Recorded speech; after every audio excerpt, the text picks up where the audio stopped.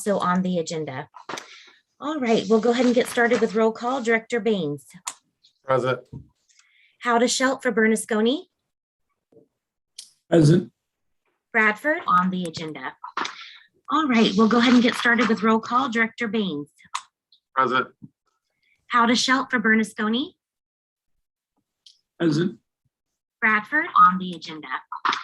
All right, we'll go ahead and get started with roll call. Director Baines. Sorry, I think we're having a technical issue. Howdeshelt for Bernasconi. It's not me. Okay, I thought I was having the issue.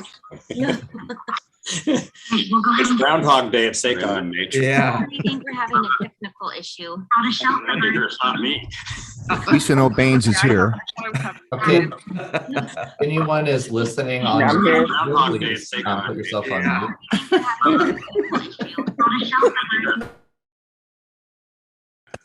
Yeah, there were too many. They were. Row your boat.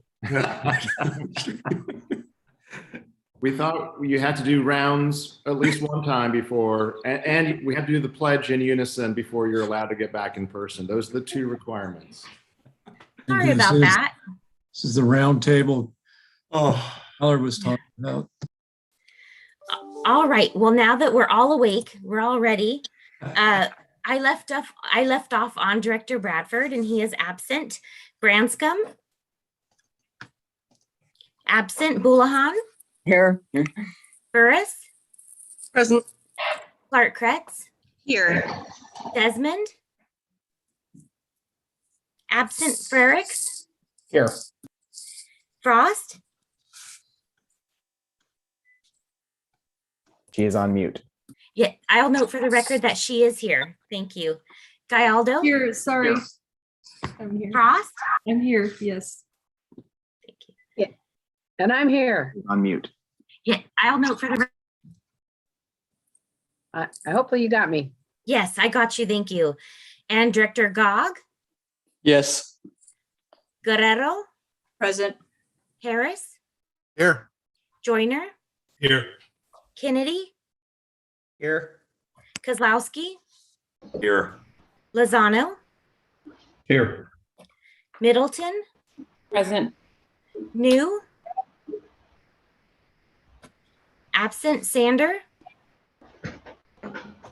absent Saragosa, absent Saylor, Here. Chenier, Here.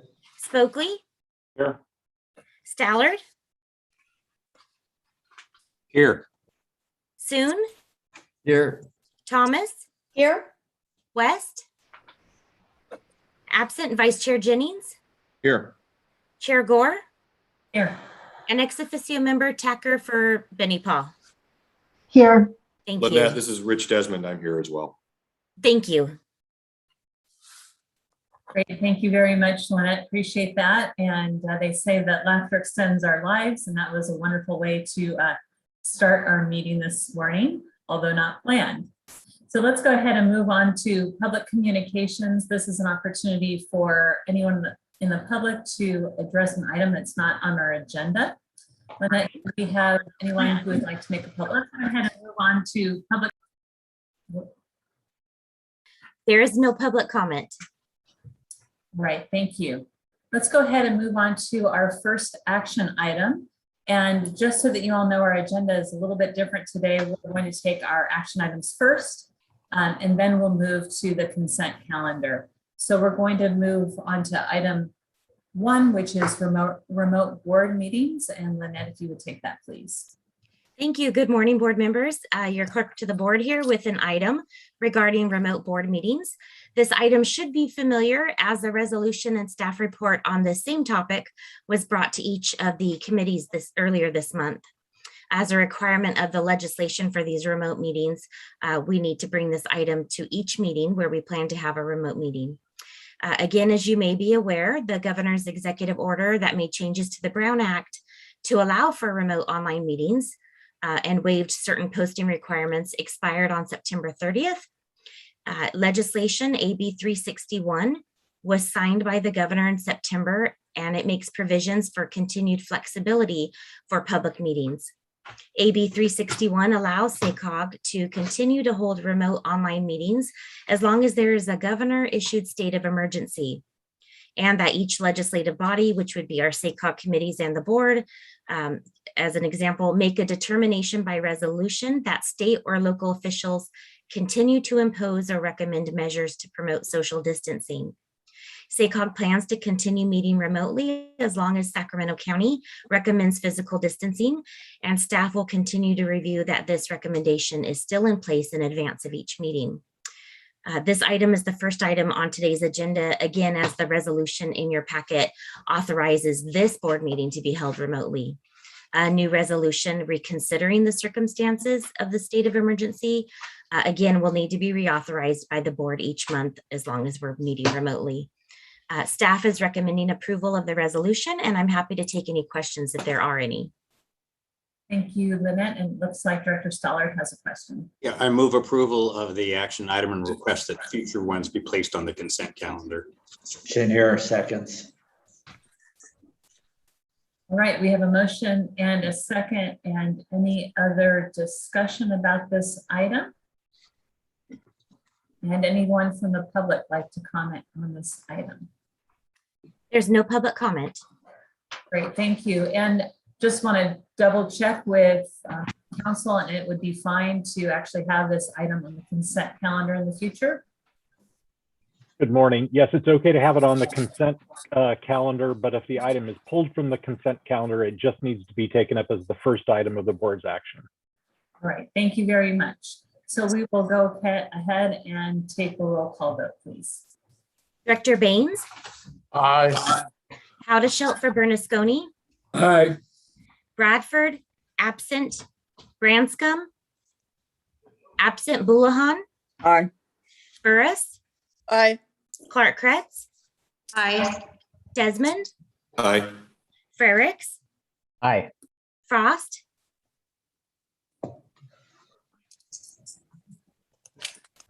Director Frost, could you indicate your vote? Aye. Thank you. Gallardo, Aye. Gog, Yes. Guerrero, Aye. Harris, Yes. Joyner,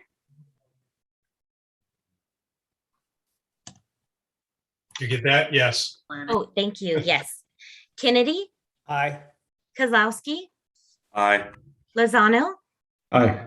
Middleton, Aye. New, absent. Sander, absent. Zaragoza, absent. Saylor, Aye. Chenier, Aye. Oakley, Yes. Stallard, Aye. Soon, Aye. Thomas, Aye. West, absent. Vice Chair Jennings, Yes. and Chair Gore. Aye. Thank you. Motion carries. Thank you, Lynette. Next, we'll move on to our second item, and that's the adoption of the 2022 meeting schedule. Lynette, you will also present this item. Yes, thank you. Hello again. The item before you is your proposed meeting schedule for 2022. The Policy and Innovation Committee recommends approval of the meeting schedule. The items that I'm about to go over are included in your staff report, but I am pointing them out because we count on and very much look forward to your participation in our meetings. This calendar includes all of SACOG's board-related meetings, including the Board and Policy Committee meetings, the Mega Region Working Group meetings, and the Race, Equity, and Inclusion Working Group meetings. Again, this year, we proposed no committee meetings in January. Instead, staff items would proceed directly to the January board meeting. It's proposed that the Policy and Innovation Committee will meet twice in August, first on August 8th and then again on August 29th. The August 29th meeting is due to the Labor Day holiday on September 5th, which is when the committee would normally meet. As you can see on the calendar, we're currently holding two dates for a board retreat, March 25th and May 20th. But based on recent polling responses from board members, we may need to look at additional dates. So please stay tuned for more information about that in the coming month. We propose holding the November board meeting 1 week earlier on November 10th in order to avoid a conflict with CSAC's annual conference. And lastly, at this time, we also propose that the last regular board meeting of 2022 be held in November. The election for SACOG leadership would take place at that meeting to ensure that we have a quorum of members present for that important action. It's our recommendation to not schedule a December board meeting because 2022 is an election year, and for some elections, seats are vacated in early December, and that can make it difficult to determine who's a seated voting member for our December board meeting. And additionally, several jurisdictions changed their appointments to our board in December. As the year progresses, if we determine that there are items that do require approval by the board in December, we would schedule a special board meeting. So I'm happy at this time to take any questions or comments about potential conflicts with the proposed meeting dates. Thank you, Lynette. Do we have any questions about the changes? Do you think it's a good idea to change the meeting, at least in 2022 in December, moving the elections up earlier, because last year we had a challenge in making sure we had enough board members. We didn't know who was representing which jurisdictions since we had some turnover. So I think that that's a good resolution. So I do not see any questions. Let's go ahead and open this up to the public. Any questions or comments from the public? No public comment. All right, thank you. We'll go ahead and take, looking for a motion. Sailor moves approval. Second. And that was Kozlowski as a second. Go ahead, Lynette. Thank you. Thank you. Director Baines, Aye. Howdeshelt for Bernasconi, Aye. Bradford absent, Branscombe absent, Houlihan, Aye. Burris, Aye. Clark Kretz, Aye. Desmond, Aye. Frericks, Aye. Frost, Aye. Gallardo, Aye. Gog, Yes. Guerrero, Aye. Harris, Yes. Joyner, Yes. Kennedy, Aye. Kozlowski, Aye. Lozano, Aye. Middleton, Aye. New, absent Sander, Aye. Saragosa, absent Sailor, Aye. Chenier, Aye. Spokley, Yes. Stallard, Aye. Soon, Aye. Thomas, Aye. West, absent Vice Chair Jennings, Yes. and Chair Gallardo. Excuse me, Chair Gore. Aye. Thank you. Motion carries. Thank you. Now we'll move on to our consent agenda, and these items are to be approved with one motion, but we can separate something out if somebody would like to do so. Is there any director want to remove an item from consent, or anybody from the public? There's no public comment. All right. To approve by Baines. Thank you. We have a motion from Director Baines. Is there a second? Second. I think I heard that was Director Soon. All right, thank you. Roll call, please. Thank you. Chair Gore, Ah, Director Lucas or Director Fredericks has. thank you. Director Frericks. Thanks very much. Sorry about that, Madam Chair. I'm just going to note my abstention on the approval of the minutes of the October 21st board meeting, but otherwise I'm an aye. Thank you. Thank you. Okay, we're ready for our roll call vote. Thank you. Director Baines, Aye. Howdeshelt for Bernasconi, Aye. Bradford, absent, Branscombe, absent, Houlihan, Aye. Burris, Aye. Clark Kretz, Aye. Desmond, Aye. Frericks, Aye. Frost, Aye. Gallardo, Aye. Gog, Yes. Guerrero, Aye. Harris, Yes. Joyner, Yes. Kennedy, Aye. Kozlowski, Aye. Lozano, Aye. Middleton, Aye. New, absent Sander, Aye. Saragosa, absent Sailor, Aye. Chenier, Aye. Spokley, Yes. Stallard, Yes. Soon, Aye. Thomas, Aye. West, absent Vice Chair Jennings, Yes. and Chair Gore. Aye. Motion carries. Thank you. We will move on to item 8, which is we're starting our information items, but some very interesting topics we have coming up. So we're going to take the upcoming Community Economic Resilience Fund information item, and I'm going to pass this over to James, who's going to introduce the item and our speaker. Great, thank you, Chair Gore. We've certainly, and I know you all know on the board here, talked to you a lot about Green Means Go, and the good news is, as you are well aware by now, is we secured funding this year for Green Means Go. But there's a number of other programs in the state budget that I think are of really serious significance to our region and present a huge opportunity.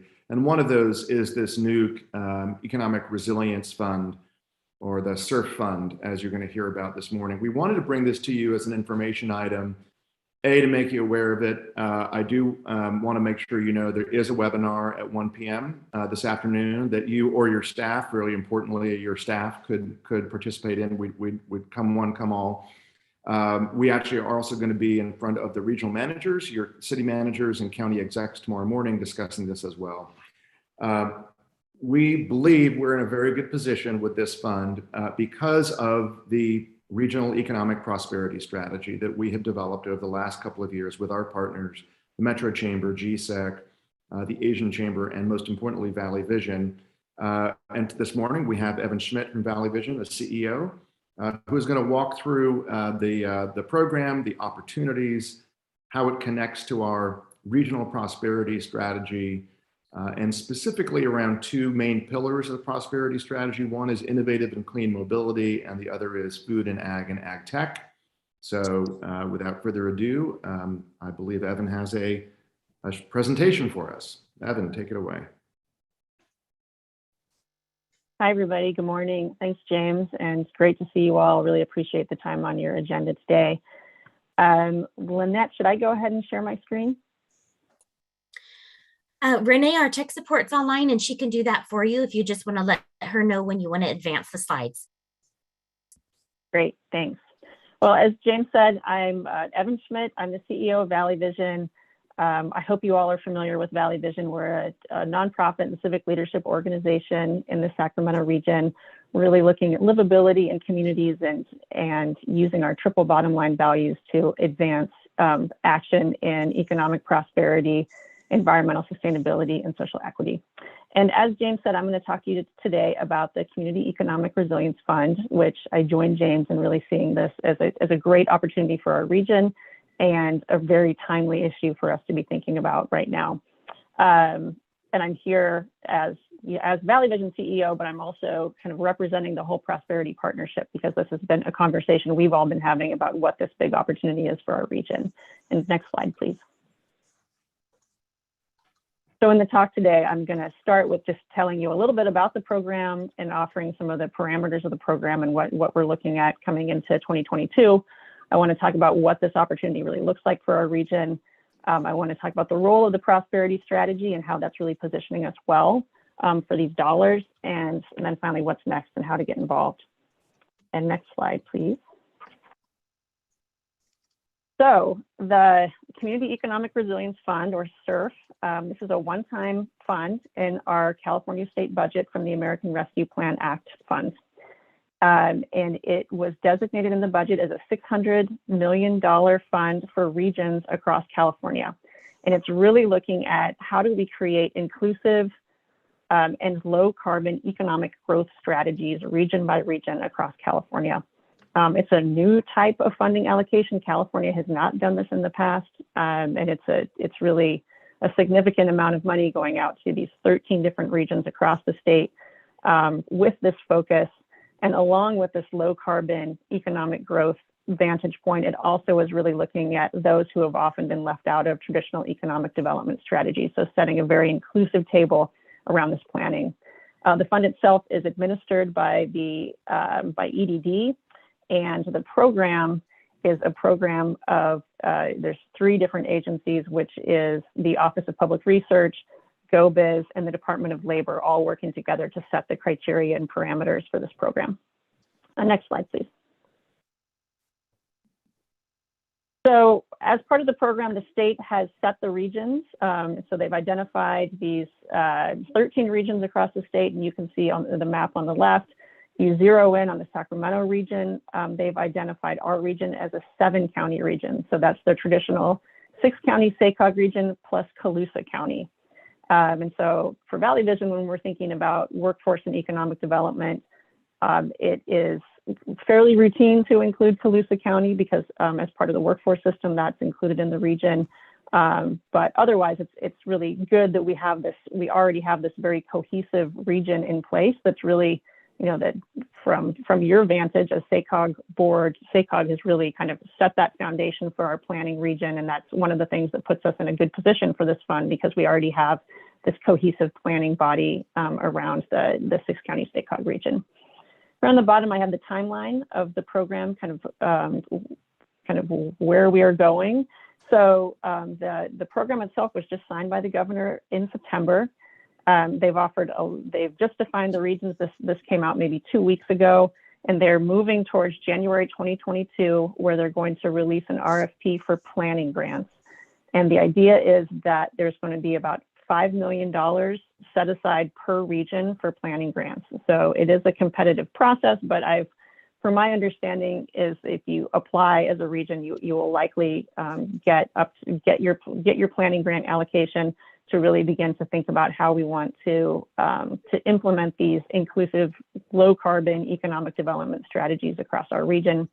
Moving into June 2022, they're going to be releasing an RFP for early implementation grants. So really focusing on for those regions who already have some foundational planning already in place, as we do through the prosperity strategy, there's an opportunity to start to move projects forward.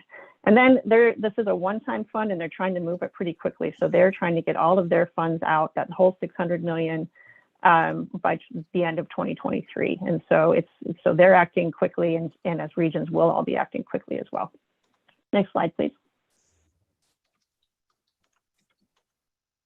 All right, so that was kind of just about the program. This is the more exciting part of the presentation to really talk about what does this opportunity mean for our region. And as I said, and as James said, really transformational opportunity, very new type of program for the state of California. And we really see a lot of opportunity in 2 of our tradable clusters that have been identified through the prosperity strategy. And the first one is in innovative and clean mobility. I know that SACOG has been front and center in these conversations about how does our region become a flagship in the nation and even in the globe around innovative and clean transportation and clean mobility.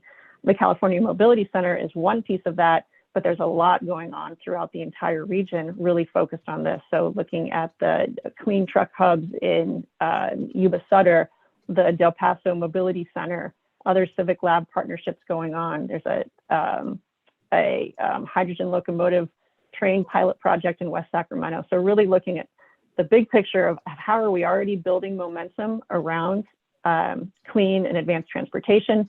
How do we build inclusive workforce pipeline in order to support that? And how do we have a very regionalized approach to making sure that this opportunity is seen across our entire region and is very inclusive into our under-resourced neighborhoods, building those pipelines into these opportunities.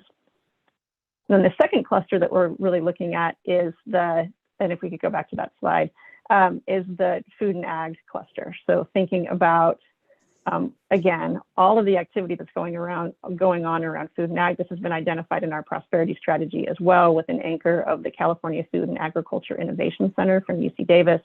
But there's so much more to that than that. There's wet labs in Woodland.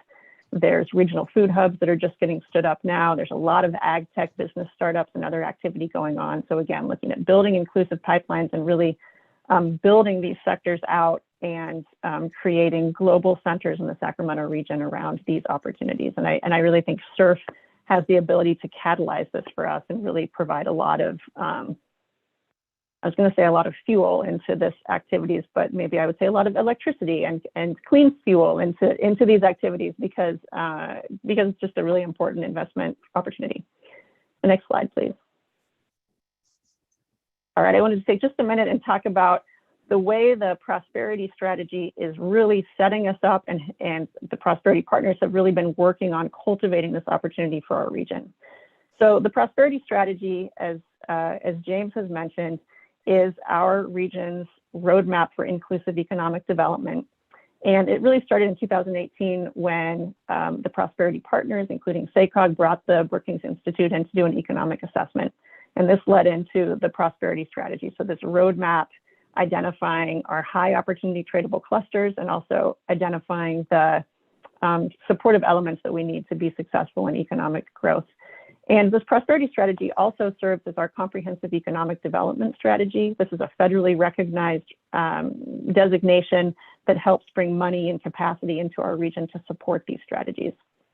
The SURF opportunity itself was really built upon this same idea of regional planning, and it started in December 2020 with the Regions Rise Together program that identified regions across the state that really needed a boost in economic development planning, and really was looking at both inclusive processes and inclusive outcomes to regional economic development planning. So basically really modeled on the same type of process we went through with the prosperity strategy.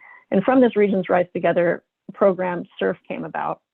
And the point I want to make here is that the prosperity partners have been involved in this from the very beginning, really helping shape the program, being a model for the program, being in really continuous communication with state leadership to help provide input into what the program should be, and then to advocate for its passage.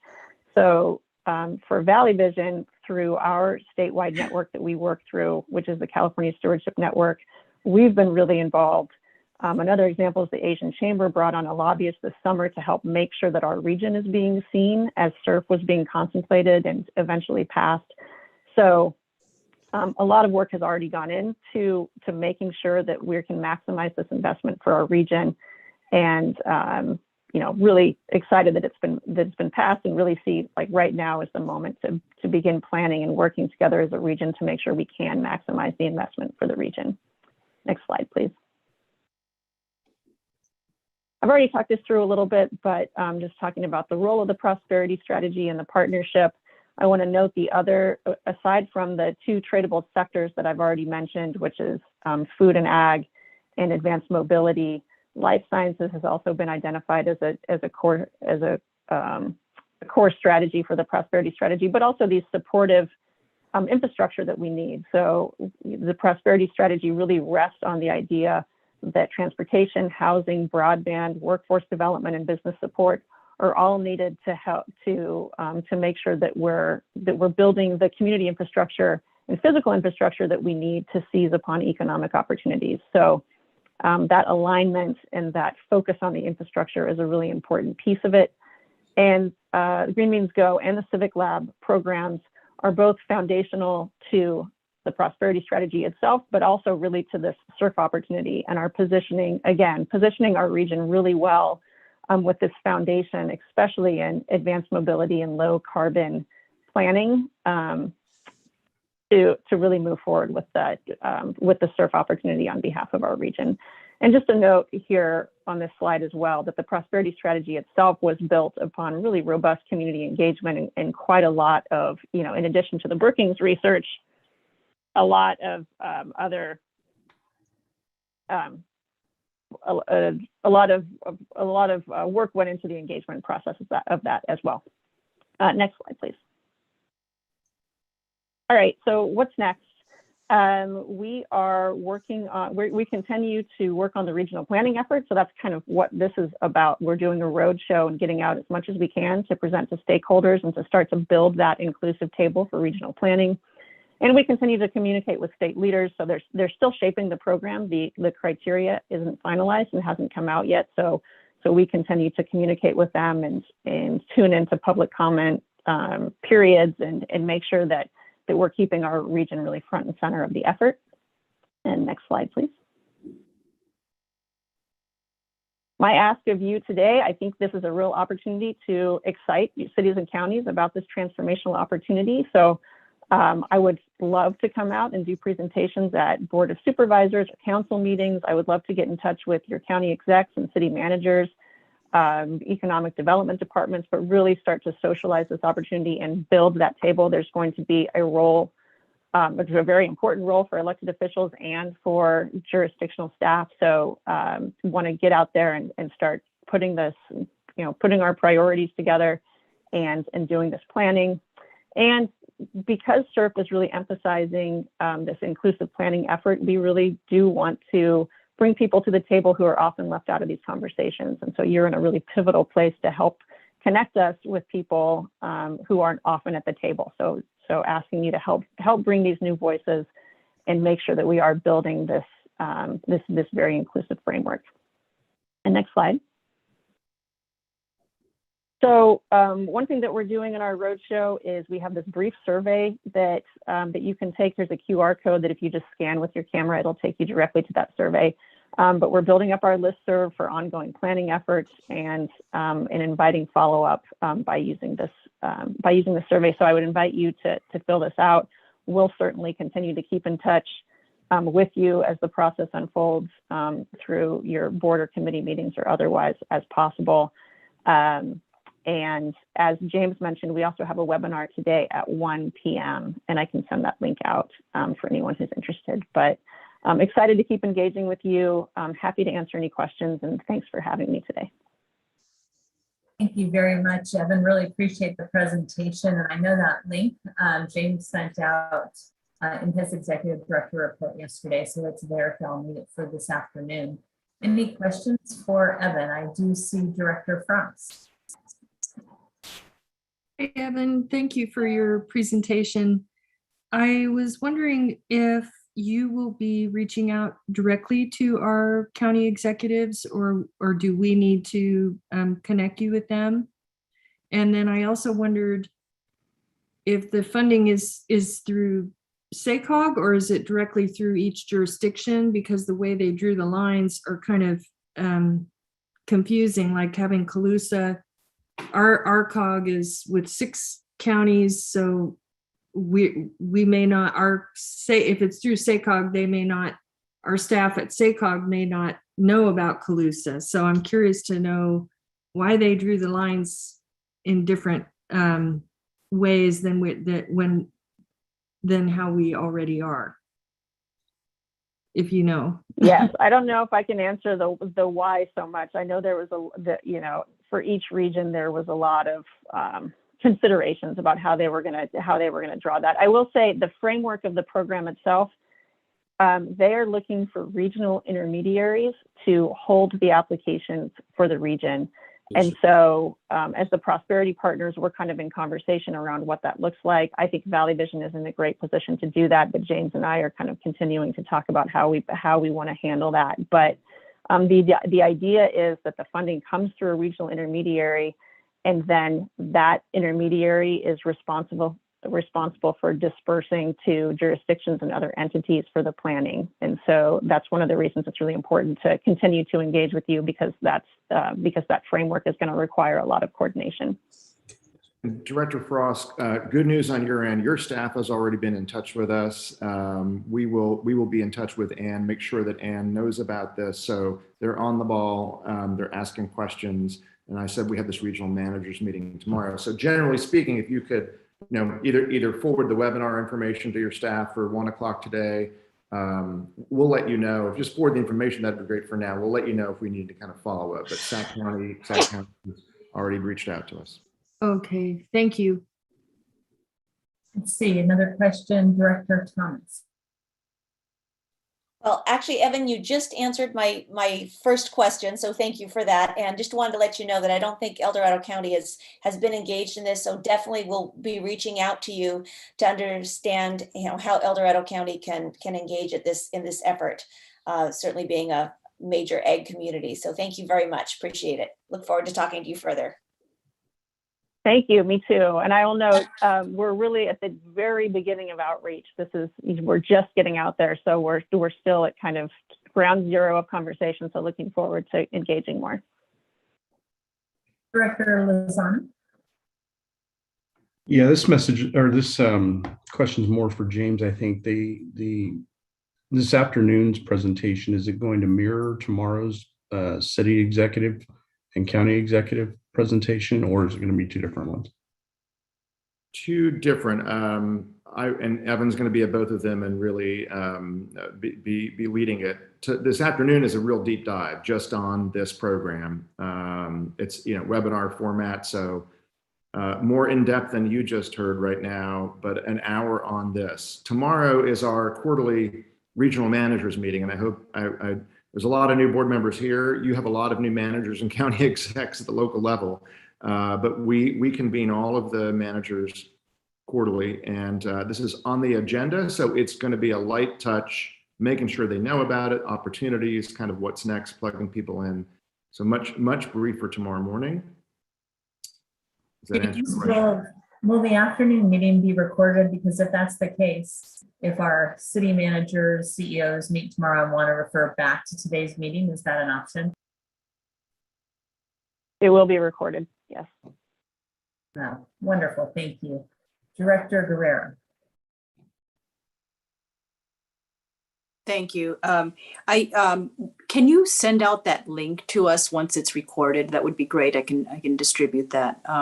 And also, I had a question regarding a presentation to our boards and councils. I am interested in that, but interested in tailoring it so that it is related to specific projects we're focused on. And is there a way to be able to coordinate that? And maybe our staff has already done some outreach with you. Yeah, we can absolutely coordinate that and make sure it's the appropriate material. And I can follow up with you to be able to do that. Thank you. All right, it looks like I don't have any other questions or hands up.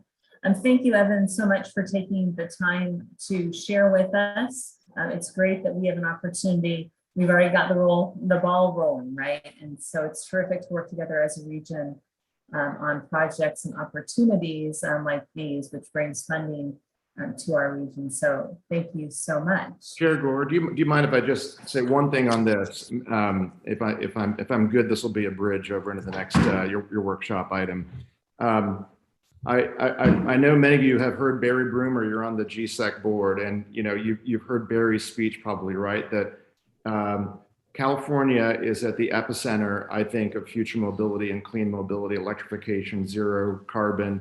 We can differ on how it's going about that and rules and regs, but it's the fact.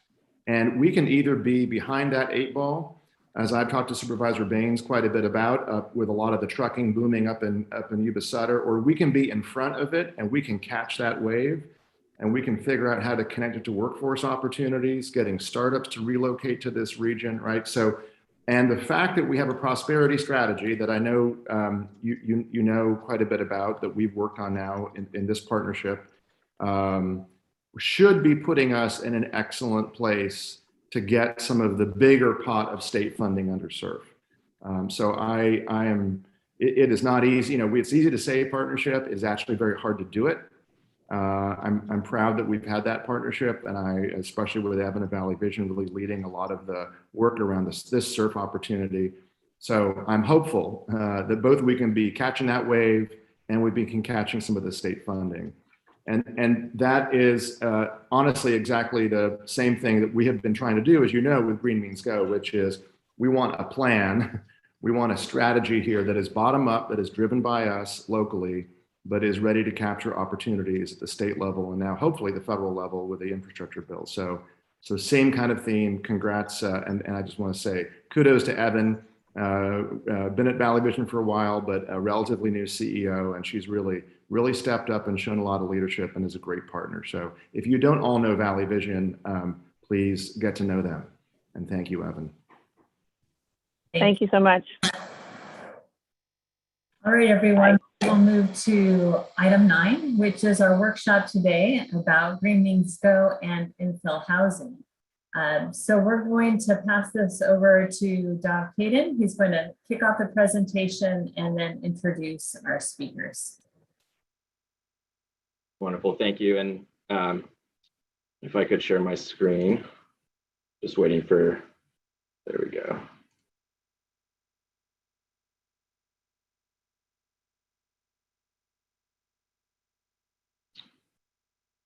All right, hopefully that's visible there. Good morning, directors. My name is Dob Caden. I'm going to be teeing up our workshop this morning on Green Means Go and infill housing. When we explore our housing challenges in this region, we can think of them as a series of gaps that we're trying to close. And in the simplest of terms, we have a production gap. We produce about half as much housing per year as we think we need in our adopted MTP SES. And when we drill down into that production gap, though, it becomes clear that we actually build a decent amount of single family and especially large lot single family homes. And in this sense, our production gap is really a product type gap with a massive need for more attached homes like apartments, condos, and small scale missing middle products like fourplexes and townhomes. We also have a gap in where we're building that housing. All of our work on the blueprints and in our MTP, it tells us that we should be shooting for about 2/3 of our new housing in our infill areas. We're actually increasingly seeing more growth in these infill areas recently. And one initiative that we believe will accelerate that trend and really move the needle on attached infill housing is the Green Means Go program, which seeks to catalyze new growth in our locally adopted green zones. The Green Means Go program is partly about funding for infrastructure in green zones, but it's also about creating a policy and regulatory environment that facilitates the infill housing that we know we need. And while we know there is no silver bullet, and there are certainly some challenges that are outside of our control, there are actions that we can take at the local level to create that conducive regulatory environment. Over the last 2 years, SACOG has worked with local agency planners, private sector representatives, and the SACOG board to investigate what are the barriers to building more attached housing products in infill areas. Out of that work has come the Mind the Gap initiative, the Housing Policy Toolkit, and our work in commercial corridors on the Commercial Corridors Policymakers Toolkit as well. I'm going to quickly highlight 4 of the primary policy recommendations that have come out of that work, starting first with strategically allowing for higher densities. The first step to seeing more attached housing products is making them legal on more of our land. And that includes higher densities directly on commercial corridors, like the city of Folsom is exploring along Bidwell through a SACOG REAP grant, as well as more small scale multifamily products in sort of the adjacent single family neighborhoods around these corridors that really help to create a proximate customer base for businesses. The second is to change the way that we do development review processes by allowing for more housing by right as a means of reducing risk and uncertainty for developers. A by right process, it's one where you set up the objective standards, all of the rules up front, and then if a housing project comes forward that plays by those rules, it would be approved at the staff level. And this is something that much of our region is moving towards, including Placer County, which you'll hear a little bit more about from our speakers. The third is to remove minimum parking requirements and let the builder tailor the amount of parking that they provide to the actual parking demand of the project. This policy is being explored in a few jurisdictions, including right now in the city of Davis with their downtown Davis plan. Where removing them entirely is politically challenging, even reducing the mandates to 1 space per unit can be a really significant benefit for infill housing. And then the fourth is restructuring our fees to incentivize affordability. When we charge the same flat fee for a housing unit, regardless of size, a builder will profit maximize with the largest unit possible. We can instead look to structure our fees based on different metrics like square footage to encourage denser projects with smaller unit sizes, which really tend to make more efficient use of infrastructure as well. We have a fantastic set of speakers for today's workshop that are going to dig into those ideas and much more. First, we're going to hear from 2 builders in our region. Doug Shoemaker is president of Mercy Housing California. It's an affordable housing developer with projects across our region and across California as well. And then Dina Ellis, who's the vice president of land resources at Cresley Homes, where they build innovative multifamily, both for sale and rental in suburban infill locations across our region. So they're going to each present a list of action items that local governments can take to facilitate infill housing in green zones. And then they're going to be joined for a panel discussion by two of our local government practitioners. Aaron Laurel, who's the city manager of West Sacramento, where he's been instrumental in setting up the city's enhanced infrastructure financing district and building out the multifamily housing that's envisioned along the waterfront. And then Shauna Purvines, who's the assistant community development director for Placer County, where they are exploring a series of code amendments to allow for greater densities and more streamlined approvals. So I think with that, I'll turn it over to Doug, unless James, you had anything you wanted to say. Okay. Great, thanks so much. Nice to be with all of you. I recognize some of you from various groundbreakings and openings and the like, and happy to say that I know Mercy Housing has been developing housing and at least a couple developments in every one of your counties. And I see the tags on everybody's names. I recognize many of you from actual developments we have in your actual cities. So I do have a very brief set of slides. I'll try and get through them quickly. This is just a shot of one of our properties in Woodland. Tom, a little shout out to you there. Janet Ruggiero is one of our board members, and as you know, a long time planner in the region, a former Citrus Heights Community Development Director and others. So if we could go to the next slide. Just a little bit about Mercy Housing. We're a nonprofit. We happen to be the largest affordable housing development nonprofit in the country. We do have an office right in Sacramento. It's been there for a long time. It was previously Rural California Housing Corporation, for those of you that know that group. And we have a long history of doing both home ownership and rental housing in the kind of greater SACOG region, if you will. And one of the things that I think we think distinguishes us at Mercy is not just our ability to develop intelligently, but also the program or service enriched nature of the communities that we develop. And so whether that's housing for people coming out of homelessness or veterans, seniors or families, we have a real strong commitment to making sure that our buildings are foundational to other things that people want to accomplish with their lives. So if you could skip to the next slide, this is just a map of where we have developed and continue to own property in California. You can see a heavy concentration in Northern California between the SACOG region and the Bay Area. We have a lot of housing development. We could talk more about sort of what's stalling it out. I think some of you are familiar with some of the challenges at the state level in terms of getting tax exempt bonds and tax credits in this very intense environment. If you could keep going.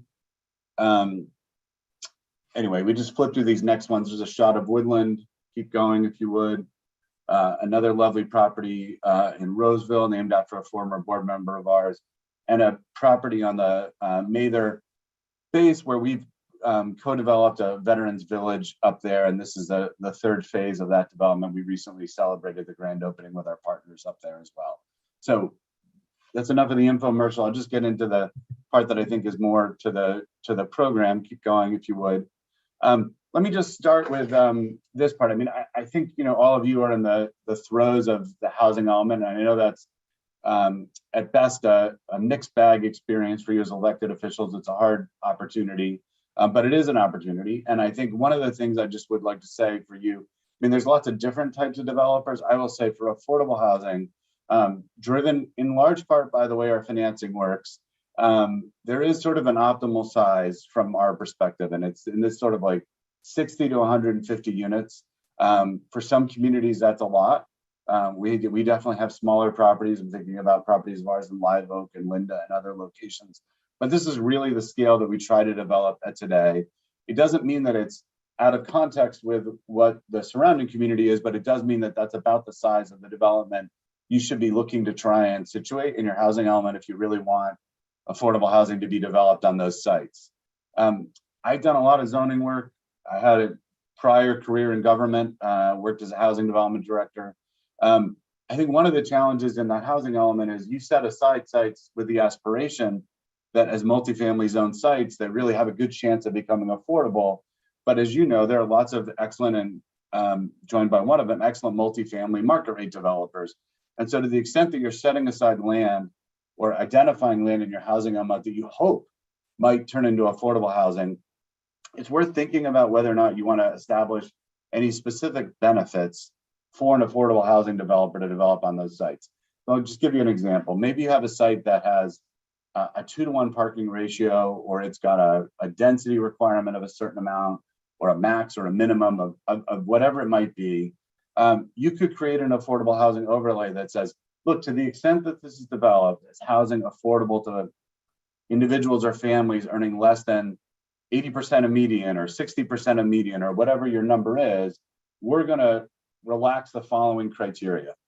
And what that does is it enables that development site to be that much more attractive to an affordable housing developer, but it doesn't sort of establish those benefits to just anybody coming by. And so it gives it a higher likelihood that that will actually be a site that an affordable housing developer will pursue. Now, it's also possible to just establish those benefits more broadly, if that's what makes sense for you from a community perspective. But in terms of making sure that your housing element produces an outcome, just something to think about. I'm happy to follow up and connect you to folks that know more about sort of how to establish these overlay zones. I don't think they're all that common in the Sacramento, SACOG region. I've seen them in other parts of the state, and just to offer it as a potential tool. And last but not least, Mercy is in a unique position as a large nonprofit. We do have the ability to assemble land.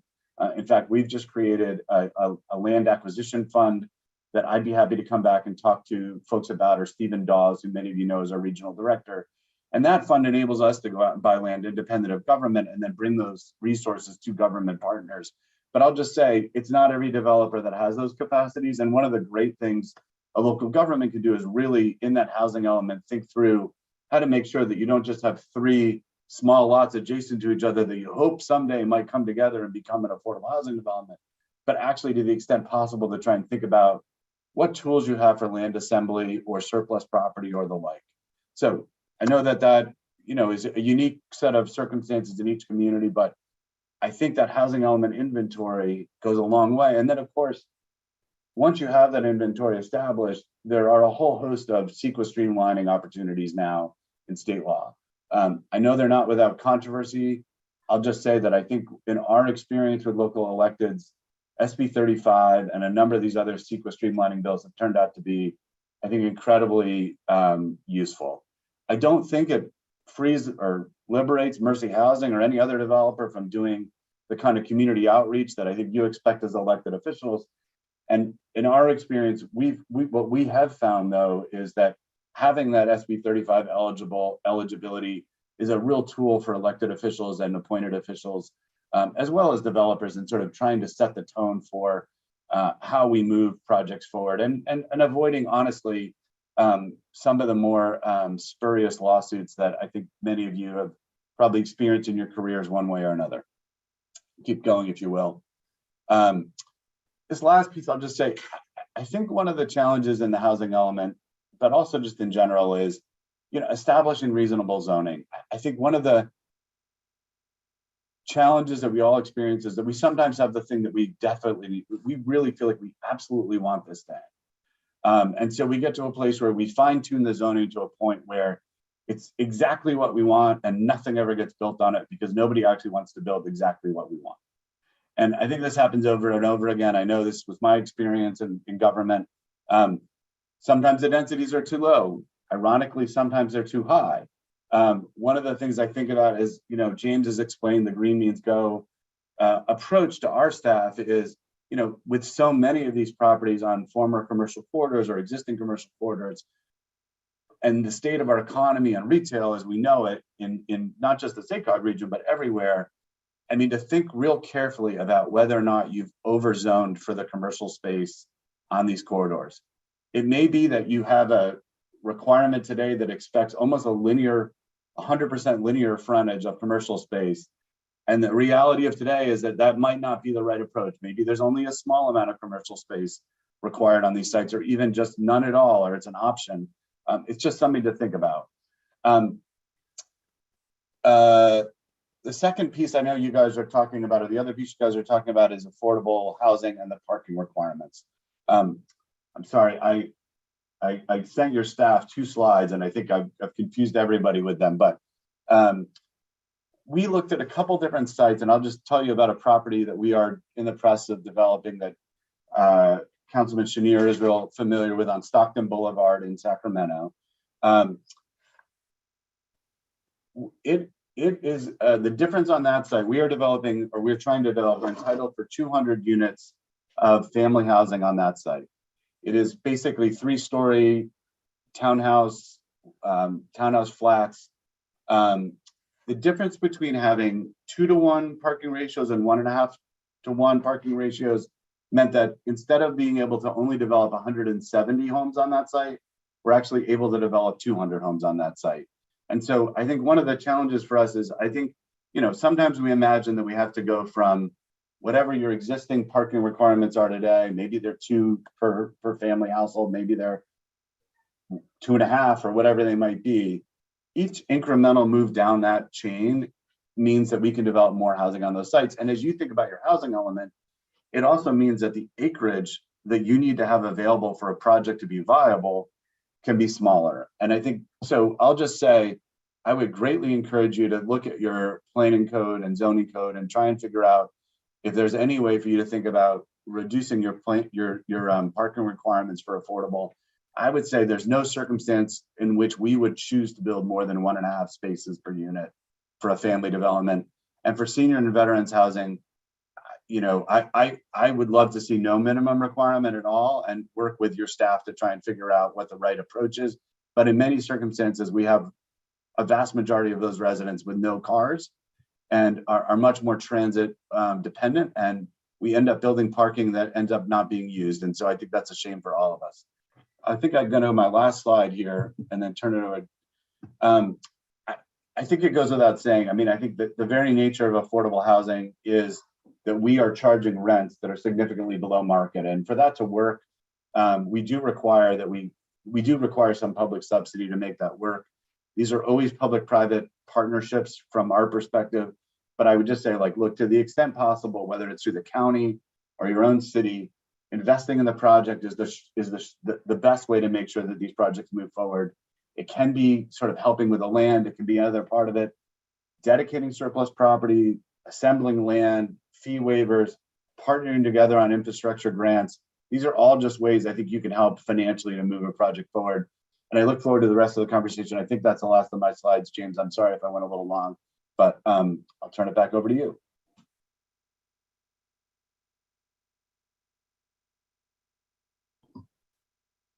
I think Dov is going Chair, do you want questions along the way, or you want to wait till we get? Let's go ahead and go through the presentation and then take questions. Thank you. Thanks. Okay, great. I think we're moving on to Dina Ellis, if she's here.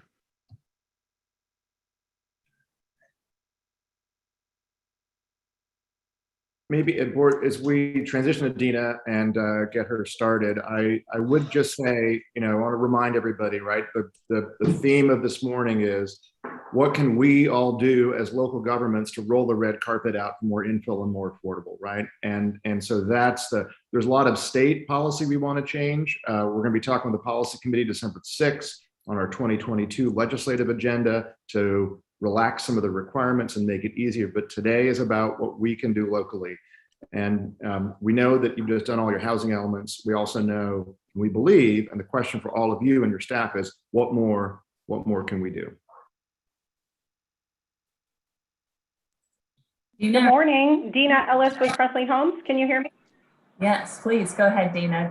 Good morning. Morning. I don't know if the SACOG team, perfect. You do have my slides. Before I begin here, I wanted to just give a very brief introduction about Presley. Presley's been in business. We're actually celebrating our 30th year in 2021. Our roots really are in single family development. And about 10 or 12 years ago, we really started to pivot both to apartments and to more dense single family housing. And I would tell you, a lot of that is really born out of our repeat customers telling us the one commodity that they have less of is time. And there's a desire for smaller housing with HOAs, doing those type of things where there's more minimal maintenance. Because as we all know, we don't have the time sometimes to be able to mow lawns, do those type of things. And a lot of people really desire the opportunity to be able to kind of lock and leave. And so there's some ideas that I have for each of you as leaders within each of your cities, and things that I think that the SACOG staff could do for the 6-county jurisdiction to talk about things that could be done to actually facilitate more suburban corridor development, which has been a specific emphasis for Cressley over the last 10 or 12 years. For us, a big connection between housing is either the largest employer in a city, which you'll see later in these slides, or to aging retail and doing those type of things and finding opportunities where things can be reinvigorated. And so these are some items that we believe that are super helpful that cities could do, including, doing things where you can do specific density bonuses within your cities along retail corridors or street corridors that, exceed the state density requirement. Another item that I indicated kind of the beginning, creating overlay zones, and you heard a little bit of that with Doug, is creating overlay zones on some of the retail areas as we all are kind of in a less retail sensitive environment in cities and more online shopping is occurring. It creates not only an ability to be able to have that direct connection to streets, but it creates an opportunity for the existing property owner to potentially find a new invigorating use for their kind of tired retail center. You heard Doug, and I'm mimicking some of his talking points as well, but reducing parking requirements. I would tell you for Cressley, we are very bullish on that. Even in suburban locations, we are doing almost all of our apartments in 100% EV parking plumbed, and we are generally building EV charging in advance. A big portion above and beyond whatever the state code mandate is, because we believe in that driverless future. We believe there is going to be more Lyft, more Uber. And at some point, in the beginning, cities will be underparked as we kind of move to that strategy where there's less individual parking and more bus and transit and more driverless. And in the medium term, you're probably about right. But in the long term, when you look out to the horizon, we're really going to be overparked for the most part from a community perspective as technology starts to keep up. So I would be doing things too that reduce parking ratios and do those type of things, encourage, maybe it's a fee reduction for developers that are designating and providing drop-off zones for Uber and Lyft or car share and doing those type of things. And encouraging cities to really collaborate with transportation agencies. Really in the suburbs, transportation really means bus routes or bike routes and doing those type of things and pedestrian points of connections. So we can do that where it's facilitating development within a walking pedestrian environment to a city's largest employer or to major street corridors, those type of things. And as Doug indicated, and a number of us actually discussed with this ACOG staff, this is really a key issue. Moving fees to a $1 per square foot basis, you penalize a developer who, and truly in the end, the developer is only an interim bank. Ultimately, it's a renter or a homeowner that's carrying the cost of that development fee structure. But if an impact fee is based on a 2,500 square foot home, you're incentivizing development to be building in that very narrow bandwidth, for which the fee impact is actually predicated on, versus $1 per square foot. I really think you could be stimulating smaller housing if you go to a $1 per square foot basis. I know Grayson, the last few years, has been trying to get that $1 per square foot basis moving forward within the state. And so I think that's something cities, wherever they control fees, or agencies where they control fees, if they can rejigger impact fees to be able to do that, I think it'd be very helpful. And I would say too, for suburban corridors, encouraging kind of a vibrant mix of uses, even if in the beginning in suburban areas, it's horizontal mixed use with a mix of residential and retail and office and bikes and doing those type of things. That's the beginning. That's the beginning of areas, in particular targeted areas of cities, becoming more dense. So next slide. This shows a project in Rockland that we built about 4 or 5 years ago, adjacent, directly across the street from one of Rockland's largest, most recent retail developments. These are inborn development that are, or homeowners and renters that are directly proximate and can walk to retail and do those type of things. Still do have vehicle access to Highway 80 and those type of things. But there's this direct connection where you can walk right across the street and go to Target or Studio Movie Grill and those type of things. You can go to the next slide. So this shows that particular project with the commercial shopping directly across the street. This was vacant land, also zoned commercial, and with 800,000 square feet of commercial being built across the street, especially in a diminishing retail landscape. The idea that this would actually ever be developed for retail was, highly unlikely.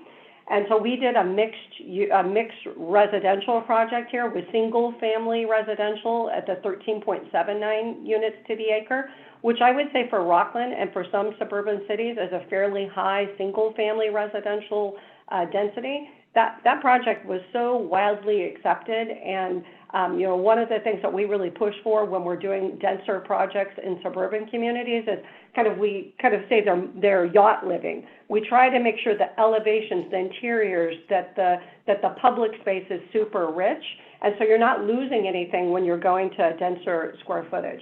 And then on the other side of that shared roundabout, we also did a multifamily project at 22.5 units to the acre. And my recall is that the city did get benefit from this under their housing element because of the mixed density. Next slide. This is a really interesting project in the city of Folsom. We actually purchased the highlighted single family and multifamily property. We purchased this property from Intel. They were surplusing it. It was bypassed land. At the time that you actually saw it, I wish I would have included pictures. There was probably a 20-foot, tall cobble mass on one of them. It required a really intense site development approach to be able to mix the cobble, to be able to get stability of the soil. But this has been widely accepted. You're directly proximate. You can walk with groceries directly to Safeway. You're at the front door to Intel, to their major, front door. And also Intel is the city of Folsom's largest employer. Next slide. Thank you for making those colorful and modern looking. Yeah, I should have thought, Mike, to include that architecture, because I think it really tells the story of a really rich, elevation. So we have single family homes on one side, and and you can see the existing zoning versus the proposed zoning for the project post. That project, I would tell you, Intel representatives, certainly, leaders within the city of Folsom and others would tell you it was a very contemporary design, and it's just been so widely adopted. People love that. It really created a whole district for this. And let's remember that Intel, your largest employer, Mike, is directly across the street. Next slide. And so this shows this. Here's Iron Point Road and the front door of Willard to Intel. And so you can see the single family homes were a little bit denser and matched the condominiums that were on the other side. And then that kind of mixed residential with the multifamily on the other side. Next slide. And here, Mike, here's a picture of some of the more contemporary architecture and colors. And so we have tucked under partial parking within the buildings. And so these homes are beautiful, and these apartments are beautiful. And they really, like I said, have completed this district. And we are just wild about corridor development. We really believe, hearing from our homeowners, that this type of more urban and this urban suburban development is something they really desire. It's an ageless way to be able to live, to be able to get on your bike and be able to ride somewhere, to be able to walk, to be able to get, have direct access to retail and those type of things. So we are very bullish. We're thrilled to see the Green Means go, and we just encourage all of you as policymakers to look at these items that myself and Doug have mentioned. These are things that are all within your own control in your cities to be able to look at, where you can find ways to be able to incentivize development along your retail and your major employers, in those retail corridors. I don't know if there's a next slide here.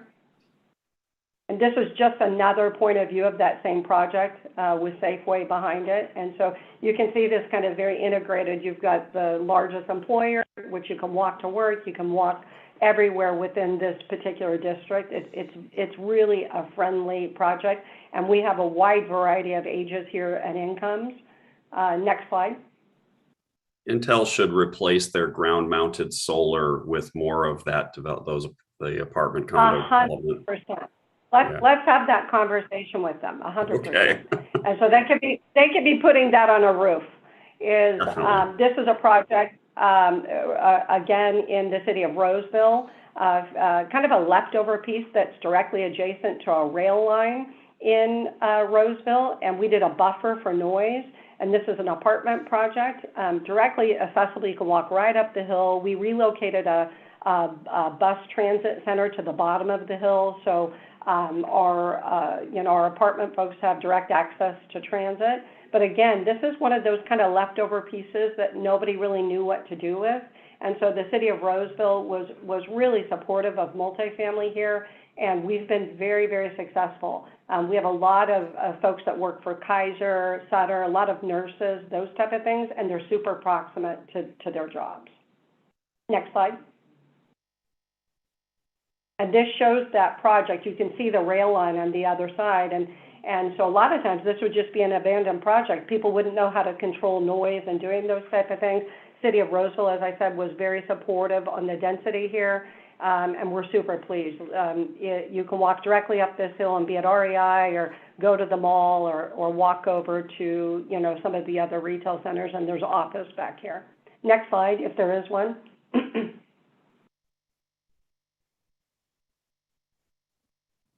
I think that's it for my presentation. So I look forward to any questions I can answer or specific things that you may have to look for in your specific cities and things that you can be doing to incentivize development. Thank you, Dina, so much. Appreciate that. Looks like Director Chenier has a question. So I know we've got two more presenters, but Jay, go ahead and ask your question. Yeah, thank you, Chair. Just a quick, first of all, my admiration goes out to anyone who works in affordable housing financing. It's probably one of the most complicated things I've ever seen, and craziness. We a number of years ago in Sacramento went away from inclusionary housing into a fee structure, per square foot fee structure. But I'd be interested in there's a push coming back, certainly at us to go back to inclusionary housing. And I'd love to get your viewpoints on, one versus the other, how you guys look at that. I'll give you my perspective. I think the thing I would just encourage any ordinance to have is some flexibility. It is just so unlikely that one size fits all, even in a single city. And so when I was working on inclusionary ordinances in my role in government, we worked really hard to create the options of both on-site fees and land dedication. And I'll tell you, I think Mercy probably does maybe 20% of our work in some cities is just land dedication work, where we team up with partners that have sites that want to see the affordable occur, or maybe want to have it happen at a higher density than what they're able to do or want to do from a marketing perspective. And some of those deals are really fabulous, and they bring in employers and others. So, from my perspective, having an inclusionary policy that gives some optionality is the way to go. And I know that's not what all advocates believe, but that's, from my perspective, the best way to achieve the most affordable housing, and to make sure you do it in a way that doesn't stop the market rate infill that you also want to have happen.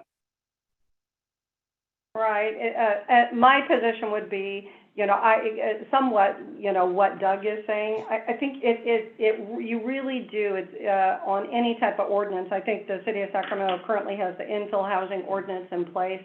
You have to be really careful with the administration of any type of inclusionary. The reason being, it's very difficult to hold in your hand both promoting density and trying to add in the weight of a requirement for inclusionary, especially on site.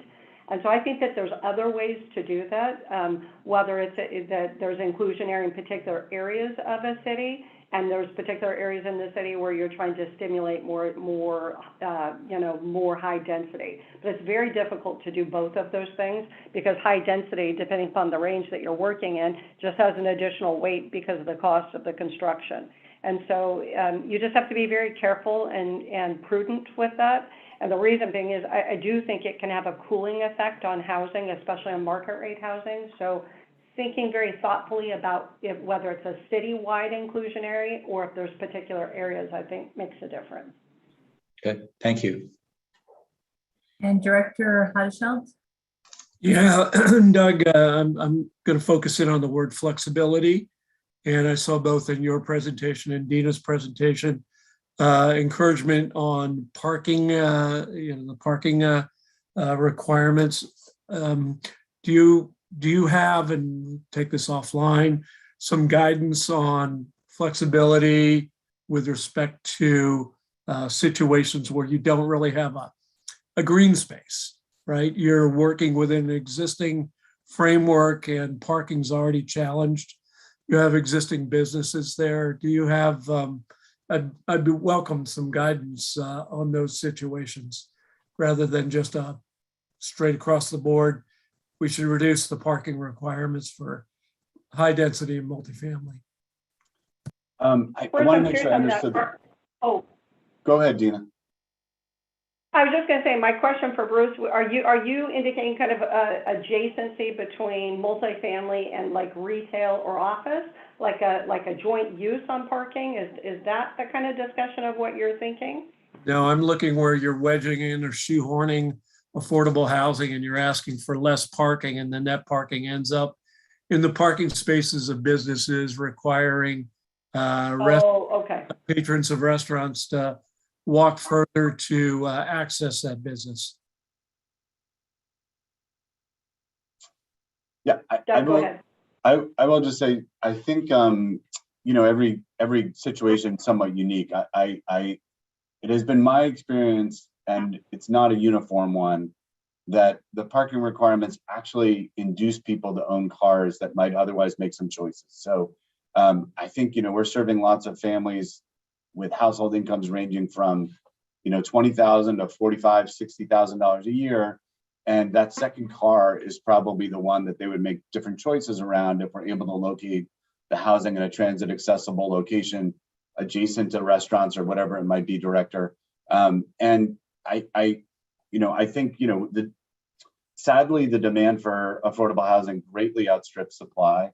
And so we have many instances where we have 6, 7, even 100 times the number of applicants as there are available apartments. And so in those circumstances, I think if we have 1.5 spaces per unit and there's somebody looking at it and they really want to own 2 or 3 or whatever it is, the number of cars, this might not be the development for them. We would probably end up getting somebody who was willing to move in, who was willing to change their car ownership or their transportation options if that was an option for them. So I realize that's not a perfect solution in all circumstances, but I guess I would just say is, I think that we develop enough different types of affordable housing in the State Cog region as a group that there are some locations that may sort of allow for lots of car ownership, and other infill locations like these Green Means Go locations where I think we do better to kind of take a chance on lower car ownership and less parking, and do our best to make sure that we're not creating those conflicts that you described, which again, I would say it's not that they never happen. It's just been my experience that we often overpark developments because of planning code requirements. Thank you, Doug. So Director, soon we'll take your question, and then we still have some more presentations about what local jurisdictions are doing. So go ahead, Darren, ask your question, and then we'll move on. Thank you, Chair Gore. I just want to thank you both, Doug and Dina, for your time today. My question's for Dina in the space of attached housing. Has there been any increased appetite for condominiums to come back, or does litigation, insurance issues still prevent that? It's difficult because you need to carry wrap insurance, and wrap insurance policies for condominiums can run from $1 million to $2 million depending upon the project. I do think we're at a tipping point. We actually have a project in front of us that we're going through entitlements on in the city of Rockland. It would actually be the first condominium. It would actually be a 4-story project. And that was really born, honestly, Darren, out of our own experience. Again, the largest, I could be wrong, but I think the largest segment of growing population in the city of Rockland is 65 years and older. And to me, it was kind of born out of a personal experience. My mother-in-law lived with us and tried to purchase a home and didn't want a 2-story home. right? So we're promoting a philosophy where we have to move people outside of our community versus somewhere where she could have less parking, she could take an elevator up and walk out of a corridor directly into her own, into her own space. So we are providing that particular project is a condominium map project. So I do think in specific locations, I think condominiums can work. Great, good to know. Thank you. Great question. Thank you.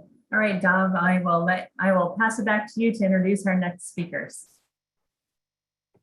Sure, yeah. So if Aaron and Shauna can join us, and I think we're interested in hearing what the local agency perspective is on the conversation so far. So maybe we can start with Aaron and then go to Shauna. All right. Thank you, and good morning, board members. It's great to see a lot of faces that people I've met and known over the years. And I just want to say that I'm traveling and on a hotspot right now. So if my connection gets a little unstable, I may actually turn off my video just to preserve that. Just wanted to start by I'd be remiss if I didn't say thank you to the SACOG board, and especially James and the staff for part of the reason we're here is to talk about Green Means Go. That was a monumental effort to get that across the finish line, and in the process really helped the whole state of California. Although I know we were out for SACOG originally, but it's great to have that program in place. Just a little bit about me. I've been with the city of West Sacramento for almost 17 years.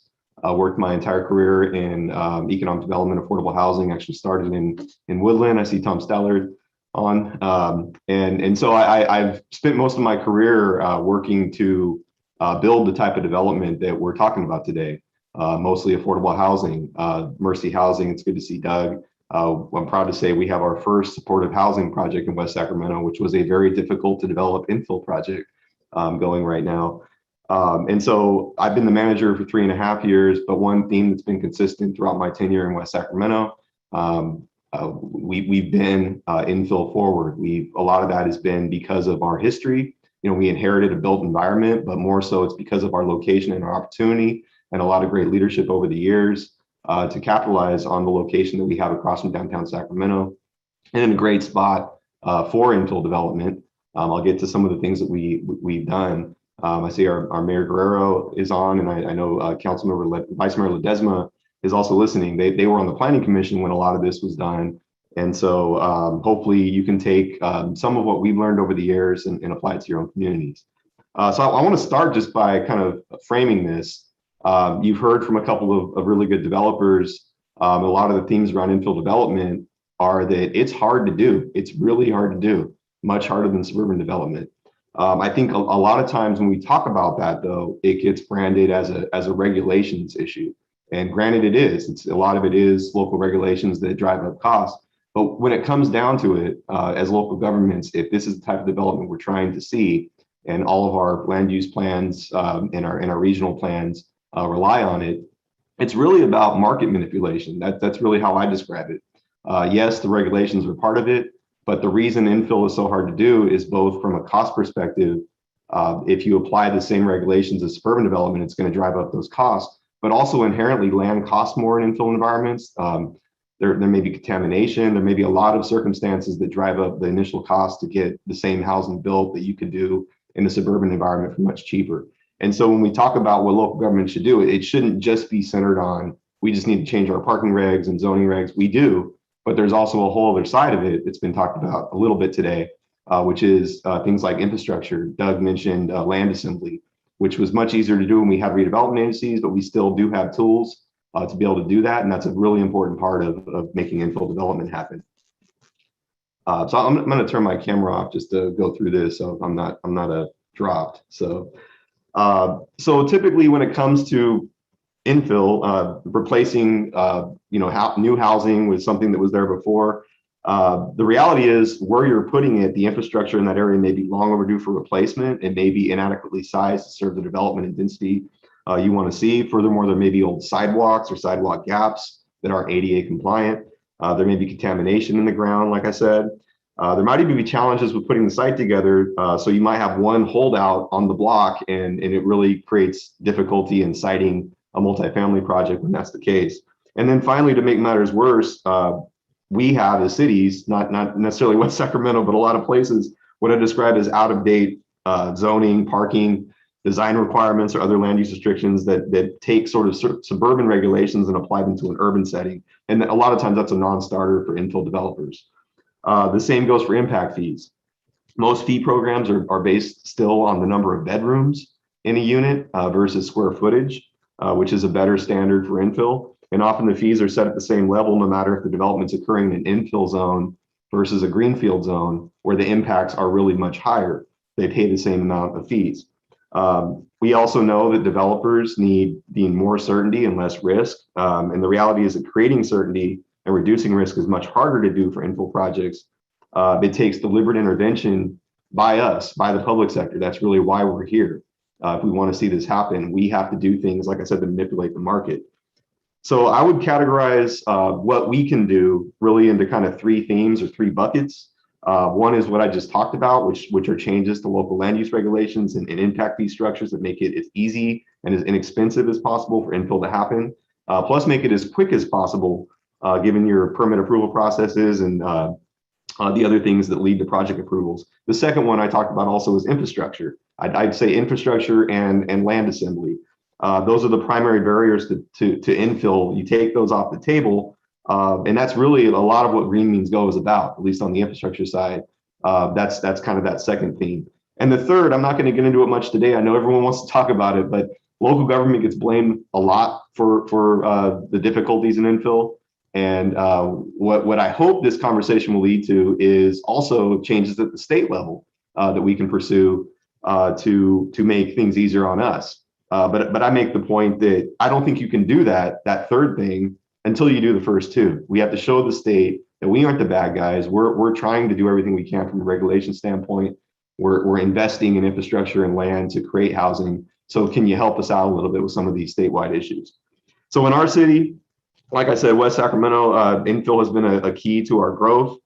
We have a riverfront setting that's great to develop an urban environment that serves the whole city and really integrates into downtown Sacramento to extend the urban core right across the river.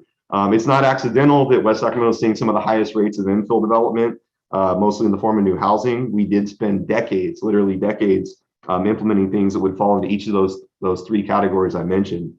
The main purpose of that, like I said, is to change the market conditions to create the type of environment where infill development can actually happen, whether it's housing, office, retail, hotels. That was the vision the city council set when the city incorporated, almost 35 years ago. And today, I'll turn my camera back on just for a second. I think that, yeah, so it's working. We have the Bridge District, which is this area here. Everyone's fairly familiar with that. We have Sutter Health Park, the barn. This picture is old. A lot of it's been filling in more with housing. We also have just to the south of that, the Washington District, which is where you see CalSTRS. And that's where a lot of the more difficult infill sites we have in our community are located, where we've had to invest a lot of money into improving the underground infrastructure to enable new development to happen. And then this map's flipped, or the picture's flipped, but it's upside down. Pioneer Bluff is the area to the south of the Bridge District, where you have petroleum tank farms, like one of the hardest things to get rid of. And I'm proud to say we're actually tearing one of those down right now. So that will lead to more infill development on the river, but a lot more work to do to get there. So those areas are historically have been industrial before the city incorporated. They were very much underdeveloped in spite of their great location and being right across the river from downtown Sacramento. And so to unlock the potential in those areas, the city council had to make it a major priority. They had to make a concerted effort and stick with it and focus on it to create those market conditions in those areas. So what did we do? Again, just kind of focusing on those themes, those buckets of what we can do to tip the scales in favor of infill. On the regulation side, we made as much as we could by right zoning, meaning that developers don't have to go get a conditional use permit. They don't have to do 3 stops at the planning commission or the city council to get approvals. And I know that's a hard thing to do, especially, you all represent your cities as electeds, and in giving up some of that oversight and control it makes people nervous. And it really just means you have to have good plans. You have to have good staff to make sure that you're getting high quality development. So on top of that, we made design review with staff level approval, which is also fairly rare. We have secret clearance as long as you build according to the general plan. We have urban parking standards that some of which have been talked about. And I think one of the ideas that, people kind of are starting to grasp is the concept of unbundled parking. And that simply means if you're a developer and you have a parking requirement, you don't have to meet that on site. The city may have an offsite resource, whether it's a lot or a parking garage, where we say, hey, you don't have to put it on site. You still have a parking requirement you have to meet, even if it's one per unit, but you can put that in this garage. Sacramento's really led the way on this in downtown, and we're trying to take the lead from them in West Sacramento as well. Inclusionary housing was mentioned earlier, and I spent a lot of my early career writing inclusionary housing ordinances and administering them. And the lesson for me on the infill side, and we've done this in West Sacramento, is it's what Doug said and the other speaker said, it's flexibility. In an infill environment, you have to give urban projects flexible options, whether it's meeting on an offsite basis, or in our case, we've actually adopted a fee program that has incentives. The more dense you build, the less you pay. So I'd encourage people to you can look at our ordinance. Our program is, I wouldn't call it take it off the shelf and make it your model, but I think it's a good example of that flexibility. We've also tried to scale our fees. We're still working on this. The fact is that the infill and smaller units create less impacts on our roads, our parks, and our utility systems. And so the impact fees they pay shouldn't be the same as their greenfield counterparts. So in that second theme, infrastructure, that's where we've probably been most active. We put millions and millions of dollars of local funds and gotten outside grants, and thank you, SACOG, for a lot of that money over the years into capital projects that directly support infill development. Why did we do that? And it's really just the simple. When you're an infill builder, and say you're putting a 100-unit apartment building on one block, you're going to walk away very quickly if you show up to the city and they tell you you have to improve 6 blocks of infrastructure. And that's what we were having to tell developers for years in the Washington district. The sewer lines were turn of the century, like last century, and it created real barriers to feasibility when they had to, basically improve a much bigger area than the site that they need. So we invested heavily to build up infrastructure in those areas, and again, that's a very deliberate intervention in that you can make as a public sector to create those conditions. We also assembled a lot of land. We still are doing that in order to create site opportunities that we could do through RFPs, whether it's for affordable housing or infill market housing. So a lot of the infrastructure work we did was below the ground, but we're also working on transportation infrastructure. A lot of it's in tandem with Sacramento, new bridges and other transportation projects to make the connections better between us and downtown and the region. Because quite frankly, you look at a place like West Sacramento, and it's true in some of your other cities, is the people that live in our riverfront don't work there. They work downtown, or vice versa. People that live downtown may work at CalSTRS. We also have a high employment density on our riverfront, not quite like Sacramento, but we're building more. So that's important to keep in mind too, that your connections to the places where people work are just as important to what you're doing in the local environment for promoting infill. And finally, like I said before, it's that third bucket I would love to talk more about. What can we have the state do to help us? But again, we've already done some of that by creating some new financing mechanisms and land assembly tools after the state eliminated redevelopment, but we still have a long way to go. But I'll make the case that we're not going to get there unless we show a concerted effort to meet all of the things that the state is saying this is what local jurisdictions need to do their part to solve this housing crisis. But there are some real things that would help us at the state level, supporting programs like Green Means Go. I think once we do that, we can leverage a lot of outside funding and then open up some of those conversations with the state to enable some easier things for us to be able to promote infill development. So I believe I'll just stop there, and I know there'll probably be some questions, and I know Shauna from Placer County is next. So thank you for the opportunity this morning. Thank you so much, Aaron. And Shauna, my favorite planning person, you can take it away. Good morning, and thank you for having me. I'm Shauna Purvines. I'm a Deputy Director for the Community Development Agency. And by way of a little bit of background, I've had the pleasure of working here in Placer County for almost 5 years now. But prior to that, I worked for El Dorado County for about 16 years. So I've spent the better part of the last 20 years working in the SACOG region, on commercial and housing projects from, Sacramento County line all the way up to Tahoe. And so I won't repeat a lot that was talked today. I mean, some really great ideas, all of which, Placer County is looking at as well. But I thought I'd provide you just a little bit of background about, where Placer County came to a determination of a housing need, and what we're working on kind of going forward to try to meet that need. So about 5 years ago, we started to see or started to commission some housing needs assessments, and primarily working with our employers. And as it turned out, we had a substantial need based on both our anticipated employer growth, and then just like a catch-up need, like many of us and many of our jurisdictions, because we have undersupplied housing in general across the board.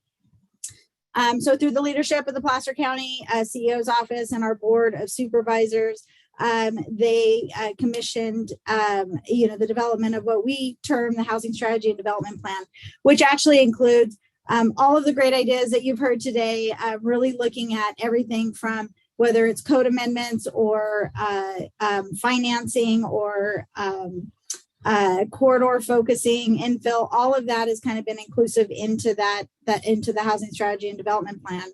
And most recently, and I couldn't agree more with the things that we've already talked about, that flexibility is critically important. And from kind of the foothill county, we have our urban and our suburban areas that have their housing needs. And as we move up the foothills and we get to more of our historic or our 49 corridors, there's an entirely different need there. And when we, crest and head over into Tahoe, it is an entirely other, need that we need for housing on that side. So it was really important for Placer County to make sure we took to heart that one size does not fit all. And we really needed to work within our communities who have in Placer County set their own area plans, which had their own density levels, which have their own maps, which have their own corridors. And these are plans that were worked with by the community. So that was our starting point. That was our basis, is really working within those community plans, which all of them included a desire for a mix of housing types and supported generally infill development. But what has happened over time is standards and ordinances have gotten in the way of being able to achieve those visions. And so really kind of working from there is where can we kind of break back down some of those barriers to reduce the cost and reduce the risk for the investment in our infill and in our corridor areas. And so right now, one of our bigger items is what we've called the package of housing code amendments that is working its way through the county. And it includes, like I said, many of those things that we have already talked about today. We're looking at expanding our density bonus ordinance beyond just the minimum requirements of state law. Really adding in the differential in size as far as units, not counting every unit as one. If it's a smaller unit, it counts as a little bit less. If it's a larger unit, it counts a little bit more. And that's something that will help us translate into updating our impact fee programs as we want to start to look at, merging to the per square foot area. But there was some foundational things through our codes that we needed to take care of first before we could get there. Also looking at mixed use. We had commercial zones and we have multifamily zones, and we speak of mixed use, but that was never put together. So we needed to actually create those mixed use zones and mixed use land uses so that there was a process forward should a project want to go forward with that. And then development standards, that was, the big one. We've all seen the changes with the state and, the reliance on housing projects needing to be found consistent with the adopted objective standards. And in many cases, local jurisdictions not even being able to really consider projects that are not meeting those local development standards. And then with all of that, getting to more by right. And really that just as we've talked about, that predictability is the number one thing when we talk to our builders and our developers that they felt they needed in taking that risk in building a project. So, understanding what their expectations were going to be up front as they were able to move through the process is what they had felt was the key, the critical point in ensuring that they would be able to know not only what was expected of them, what their timelines were going to be, and then that would be able to, be weighed into their performance. Because we all know these types of projects, infill projects, run on a very thin line, that was the primary goal. So I know there's been a lot of conversation, and I know there's some interest in, opportunities for questioning. So I will stop there and go ahead and turn it back to you, Supervisor Gore. Thank you, Shauna. So let's go ahead and take questions. Would love to hear questions, your thoughts about this. Shauna mentioned that our board actually this past Tuesday had a discussion about some rezoning and by right zoning. And, the biggest challenge is what do we do about public input? And our board chose right now to continue the item because we really need to feel like we really knew what we were doing as we make some really hard decisions about design review guide or design guidelines and making it easier to streamline. I think we all want that. And now I think the trade-off is streamlining and providing opportunities for infill and mixed use, but also, the public component of wanting to have input and the concern in neighborhoods is always a challenge, right? But we know there's a need. And so our board is working through that of how we address all of those concerns, but really trying to focus on making sure that we can actually provide additional opportunities for housing for our residents. So Director Zona, you have a question. I do. Thank you for everyone who presented today. I do have a question about the by right development. How have jurisdictions dealt with that exact issue that Chair Gore brought up in terms of public input? And was each parcel looked at individually and then the policy put into place, or was it quite the opposite? And how did you get that public input? I'm going to actually defer to Shauna on this one. It's probably more of a relevant question. Diversity, what you have in Placer County. Sure. So as I mentioned, we already had area plans that were developed by the community, and the community, as part of those area plans, they act and function like our general plan. So the community already just identified these particular parcels for commercial or multifamily or residential was going to go in.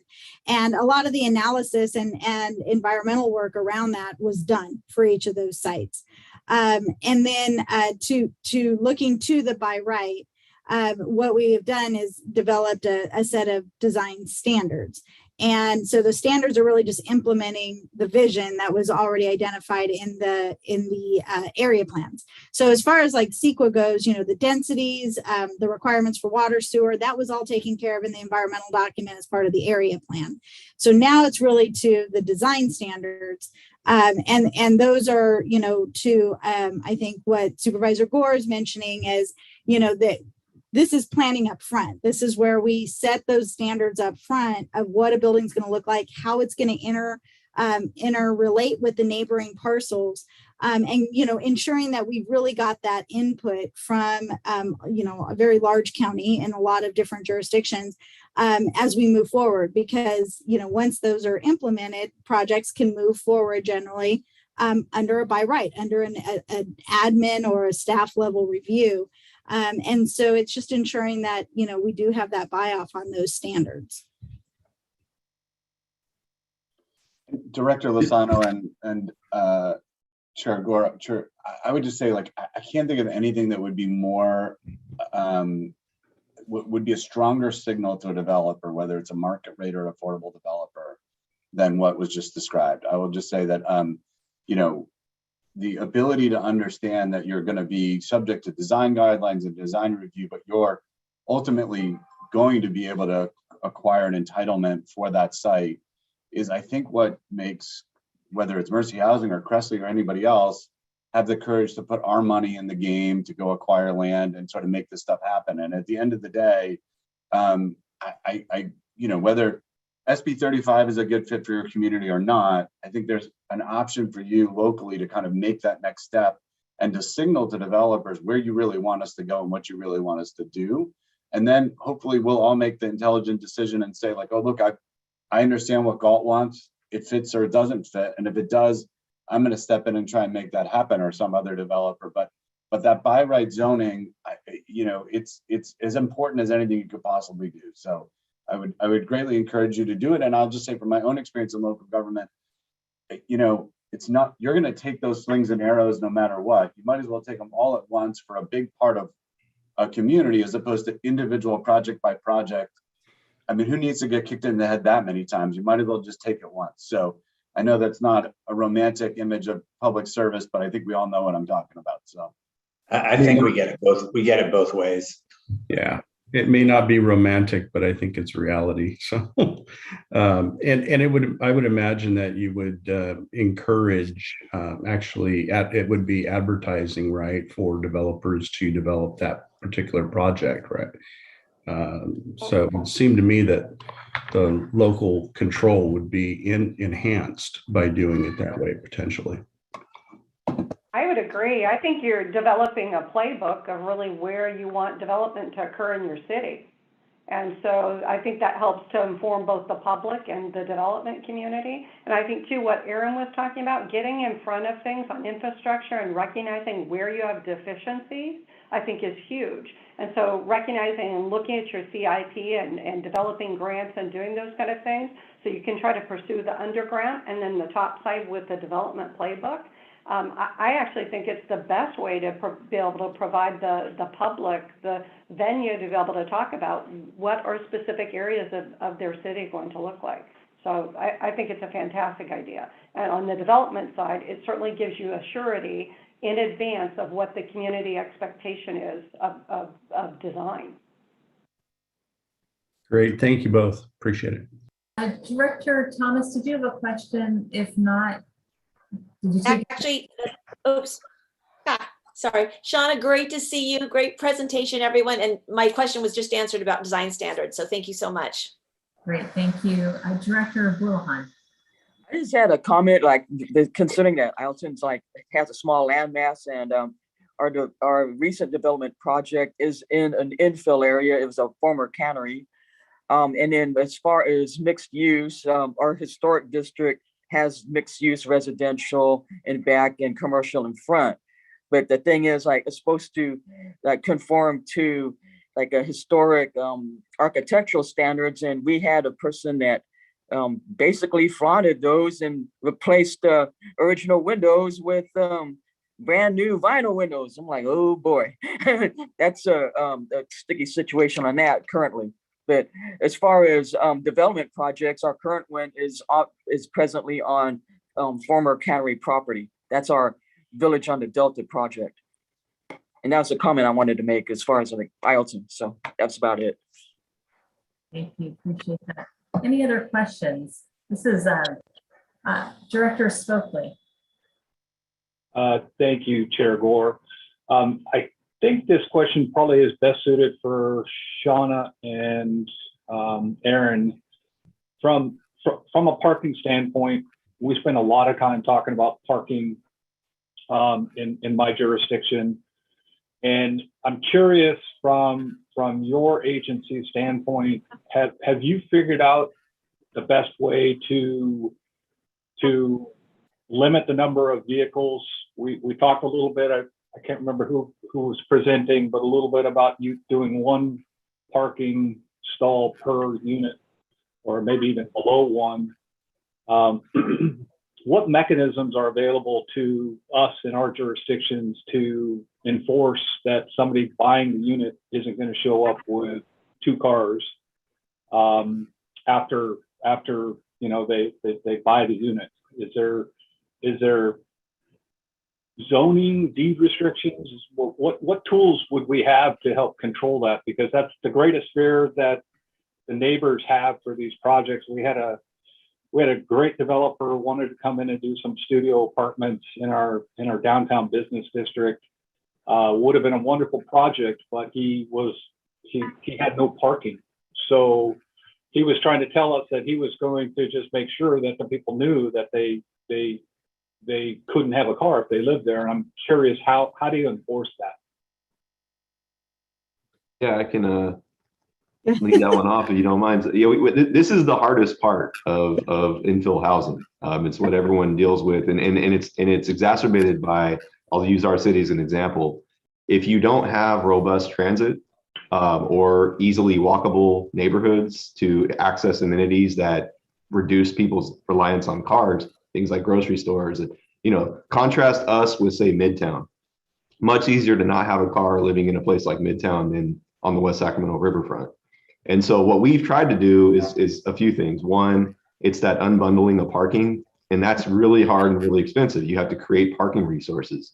And that's uncomfortable too, because the whole idea is you don't want people to own multiple cars. But in order to get to the point where the market supports not having car ownership, you need those parking resources. Second, you need the transportation and walkability of your neighborhoods. And that's also very expensive and hard to do and takes time. In West Sacramento, we've been trying to do that with the bridges I mentioned, with a light rail extension and a lot of other options. We have the VIA vans, things like that. But it's a combination of those two, I would say, that are most important to get to the third part. And that's really kind of letting the market, and that's uncomfortable also, because sometimes people will move in with 3 cars and then they'll decide this isn't the right kind of environment for them, and they'll probably go somewhere else. And that creates a lot of uncomfortable interim conditions where you have, you have to regulate your street parking. That's one way local communities can help with that, is by doing either permits or time restrictions or paid parking. The paid parking helps create the offsite resources that reduce the on-street demand. So it's a combination of things. It's parking resources, transit, regulations, and then ultimately the market will support not having people own multiple cars.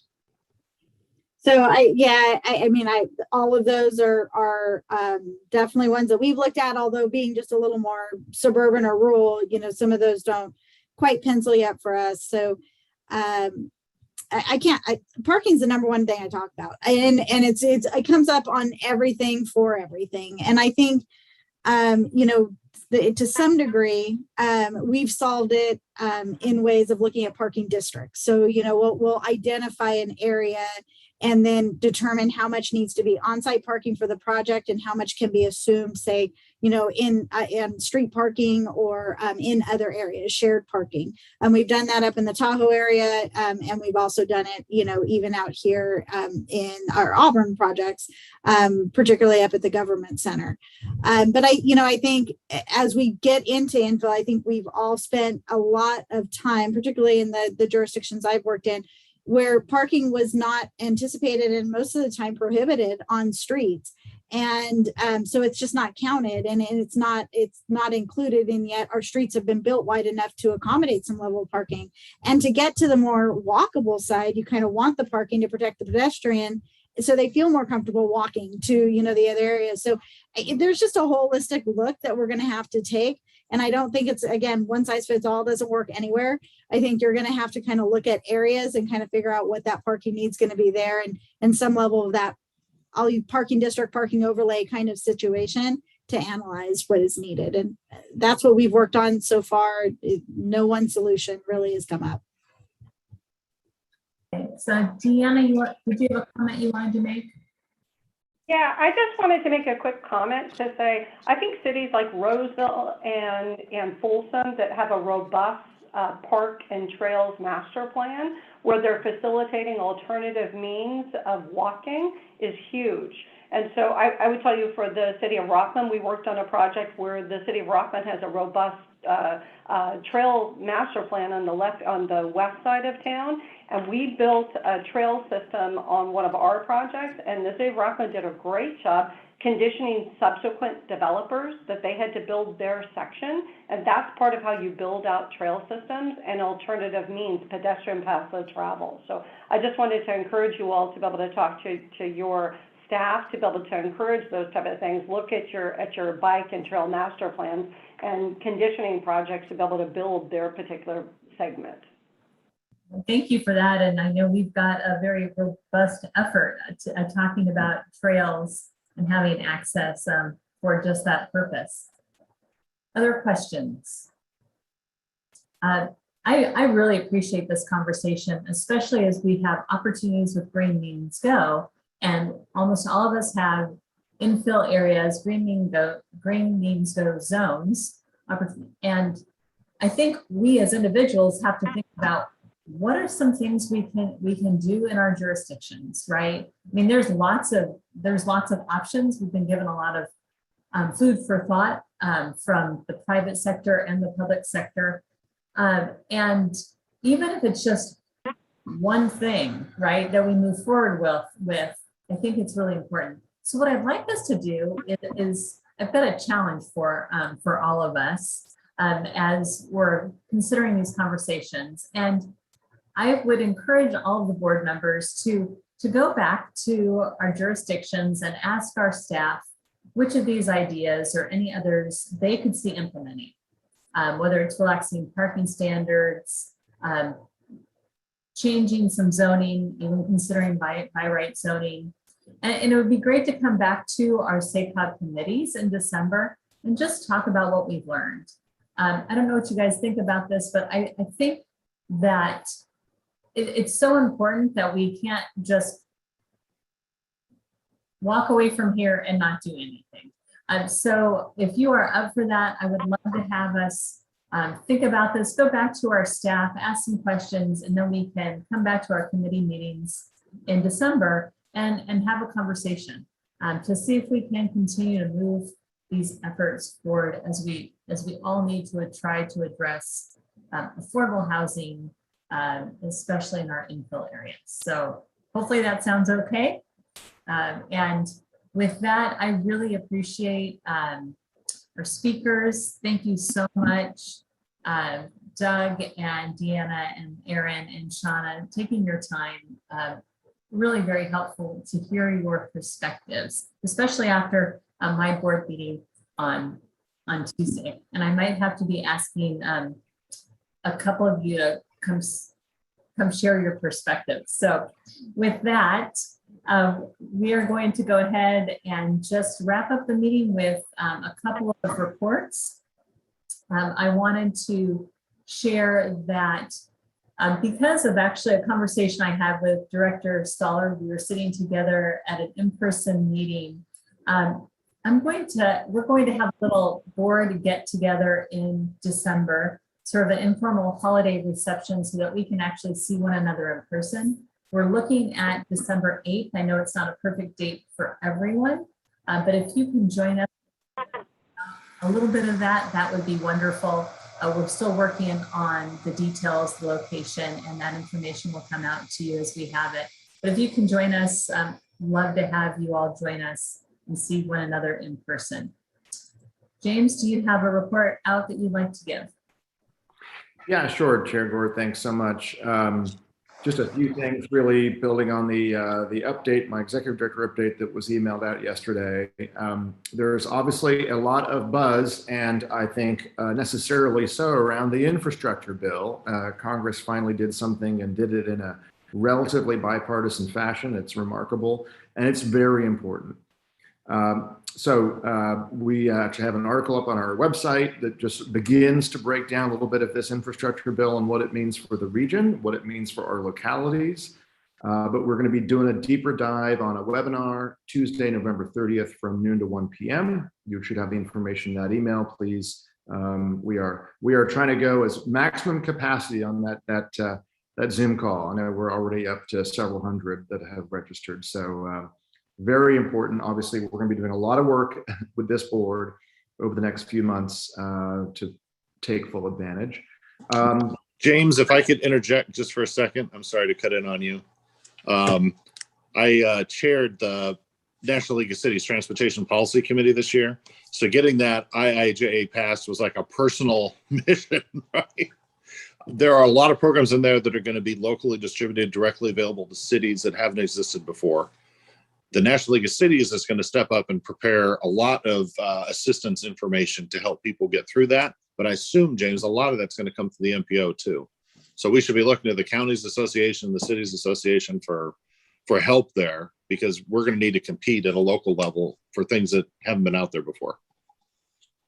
Absolutely Thanks. right, Director Sander. Yeah, no, you and me both, right? I think we've we've got some scars on our backs trying to actually get something like this done that I had hoped and imagined even before I came to SACOG would actually happen. It just took 10 extra years longer than I thought.